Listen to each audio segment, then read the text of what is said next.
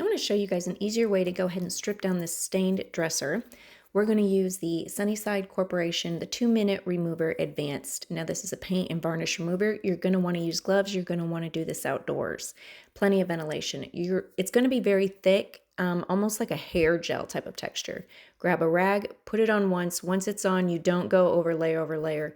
You set it on there and you let it sit, let it work its magic. If you start scraping and it's going to just take off the very top layer, it's going to look like this. It's not ready yet. Let it continue to sit. You may possibly even need more on top of the furniture. You want it gugged up, just like this one.